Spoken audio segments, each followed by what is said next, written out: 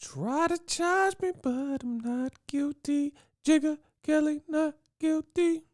Rolando Romero says the case is now closed. The case that caused his fight with Gervonta Tank Davis to not happen and forced him to withdraw. We're going to talk about that in this video. Stay tuned.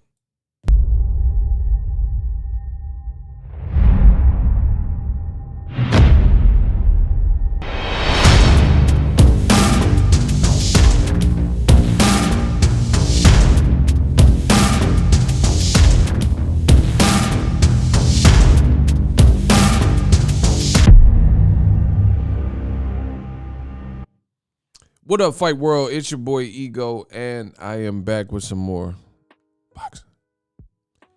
I need everybody at home, yes, you too. It is 2022. Throw a like on the video. Takes a few seconds. This is what enables me to push out more content for you at home. So, appreciate you guys. Rolly flipping the bird. Bang! And he just posted this. Let's read it. Rolando Romero, who was scheduled to fight Gervonta Davis, the fight didn't happen because of allegations. Rolly has now broke his silence, and this is what he has to say. After 3.5 months of my name being slandered with false accusations, having to miss out on opportunities, cheated out of my dream and out of a massive amount of wealth, the investigation into the allegations made against me has formally been closed. Charges were not filed because the allegations could not be substantiated because, as I always stated, I am innocent.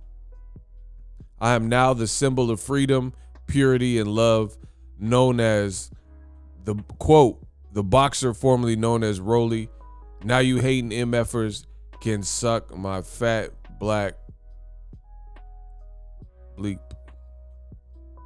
So he's saying the case has come to a dead end, a halt, and it didn't go to trial, and he's basically been acquitted before, it got any more serious, which is great news for Rolly. Rolly always maintained his innocence, and we'll see what's next for him. Now, I will say this. With this into consideration, I could definitely see Gervonta Davis versus Rolly potentially happening this year. Now, there's no confirmation of that, but if a man was charged with heinous crimes and he went through whatever, I can't even say the judicial system, but whatever police investigation or, whatever due process is available to him, and it didn't go anywhere, then he should be able to re-up and basically get that opportunity, And I know old media, I know the haters, they're going to say that, oh, nobody wants to see the fight and la. But you notice, especially when it comes to Gervonta Davis and certain fighters, it's always a complaint. You're not going to please people with old media because they're unpleasable, right? When Rolly was the initial opponent, they complained. When Rolly got the boot and then they had to find a late replacement and then it was Isak Pitbull Cruz, then they complained. Now that Rolly probably will come back into the mix of things, because there was never, to my knowledge, any formal announcement saying Rolando Romero was no longer the mandatory, right? And if he has all these charges being leveraged against him and then he comes out on the winning side of that, then it's only right, if they weren't able to find anything or, the person dropped their case or whatever the situation is, it's only right that it's business as usual and, you maintain your rankings. I could understand if he got convicted and sentenced to prison or, something like that, then you decide if you keep him in the rankings. But according to Rolly, at least, And I don't see why he would make a public statement like that when he hasn't really spoke too much about the situation if it weren't true. So you got to give him give him his props.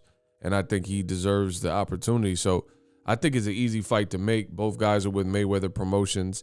If you remember, they had a build-up, and Tank Davis and him, they were going back and forth. Tank hurt his hand his last fight, had a tough fight. The first guy to not get stopped by Tank in quite a while. There's only one other person that could say that they went the distance with Tank. Rolly, you can see in this picture, he's bigger than Tank, a little bit bigger than Tank. He's a big puncher, and he just beat his charges or beat his case or prevented it from going to an actual case.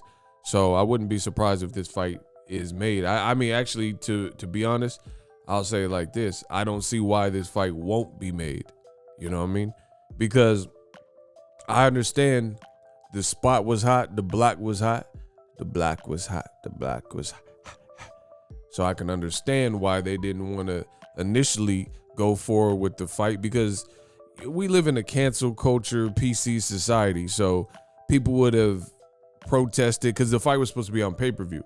So Rolly had to take care of this issue like he did and see it through before they were going to probably make that come into fruition, because it would be a hard sell if somebody got these charges and if it looked like at any point Mayweather Promotions, Showtime, which is under the CBS umbrella, weren't taking these allegations serious in the times we live in.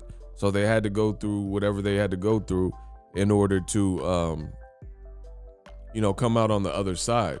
So with that being said, now that it's a done deal and Rolly's saying the case is closed, easy fight to make. Boom. And it's a good fight. Both guys have enormous punching power. Like I mentioned, Tank just fought somebody, late replacement, who was able to survive. Rolly's a dangerous puncher. Tank's a dangerous puncher. They don't like each other. They're with the same imprint. And I could do this all day. This boxing stuff is easy for me. When you're looking at guys like Terrence Crawford, he's always been the odd man out because of his affiliations and who he signed to, which at the points he had times where he could have broke away and explored, but he chose not to. Meanwhile, you can't be mad at guys like Rolly, guys like Mayweather Promotion, Gervonta Davis, if they have a storyline, a fight they could sell. One guy's a mandatory unless they somehow removed him from being the mandatory, which I never heard about, and you make an in-house fight that makes sense. You know what I mean? Because imagine if everybody was doing that. Like if Top Rank was making an in-house fight with Shakur Stevenson and Oscar Valdez, that would be cracking. So this is still a cracking fight, still an explosive fight.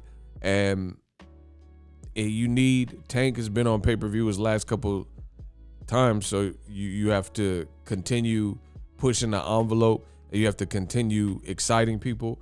Rolly is the type of charismatic, outspoken person where he's going to say whatever comes to mind and things like that, which is part of the ingredients in this modern era of boxing where people could, you can say whatever you want, but the ability to produce an event and sell a show, that's what generates money. You look at Mayweather McGregor, that wasn't Floyd's toughest fight. I can tell you that right now.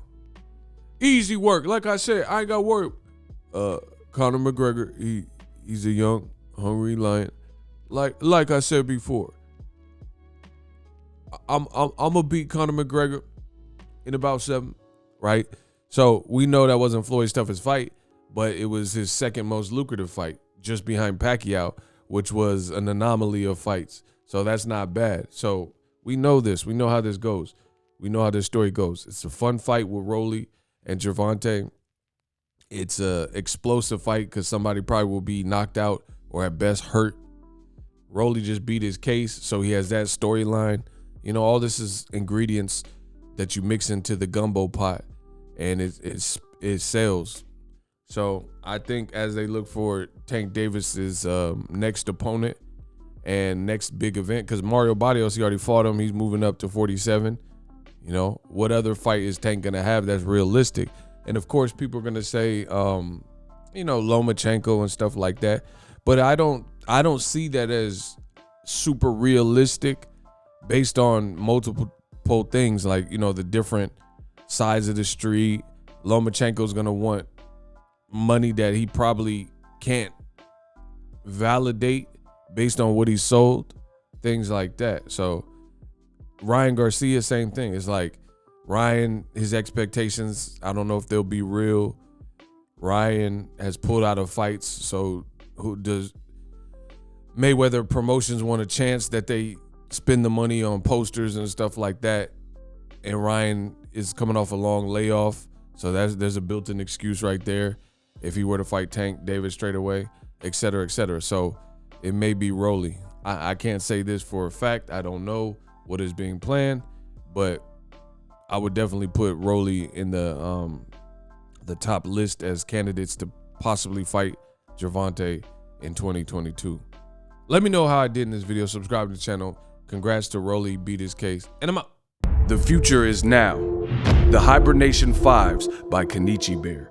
Hybrid gaming and lifestyle headphones. Out of the box, you can connect to any console or PC. Bluetooth ready with a low latency USB adapter, color RGB, and extreme bass mode. The Hibernation 5s adjust to you. Whether you need a gaming, travel, gym, or lifestyle headphones, the Hibernations got you covered. The new Hibernation 5s, link in the description. Customize the way you hear the world. Welcome to the nation. Are you tired of your YouTube videos not getting any views? Well, consider TubeBuddy. I've used TubeBuddy for years to scale up my YouTube channel. Now we're sitting over 200,000 subscribers. TubeBuddy is a browser extension that offers a ton of built-in productivity and time-saving services to take your channel to the next level. Use my link in the description to get started with TubeBuddy and level up your channel faster.